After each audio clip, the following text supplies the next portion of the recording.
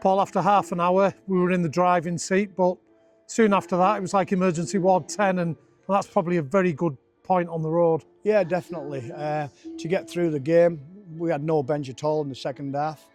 Lost Ellis Robson, it looks like he's broke a bone in his fingers, dislocated and maybe broke a bone. Jamie Pye, HIA. Greenwood, it looks like he's broke his eye socket. And Ryan Brown, after 10 minutes, snapped his arm. So we're under the pump, and like I said to him before the game, I want to say onto the media after the game that I'm proud to be top of this comp against all odds, but I'm really proud of the lads for digging in what was a difficult afternoon here. I think we were a minute away from winning the game.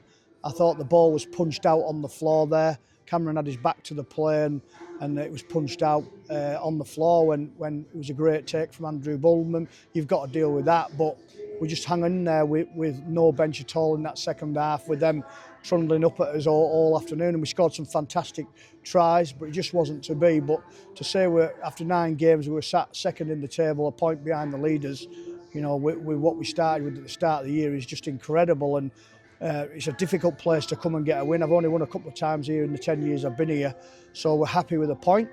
But we say it's a point lost, but it's also a point gained, if that makes sense. I just can't praise the lads enough for just digging in. And like I say, it was a last minute.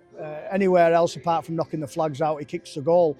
And I'd like to thank the guy who blew the hooter just as Josh was about to kick the ball, you know, and that's just tongue in cheek really. But I'm just happy and proud of the lads, but disappointed when we got beat. It was like, you know, Morgan there when I went in after the game, and I said, look, we've achieved great things as a group. We'll carry on doing that if we continue to work hard.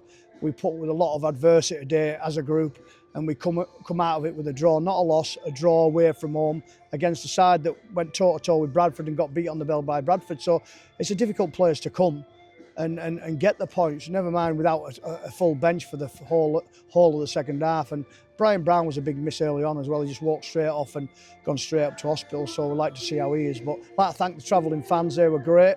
Clap the lads at the end, so that shows the effort we put in. And we've got 2 weeks off now, which is massive for us really to regroup. I think if we had to go again next week, we'd be really struggling. You know, we're putting our academy kids in and that, but for where we are, we're just proud as a club to be second in the comp after 9 games.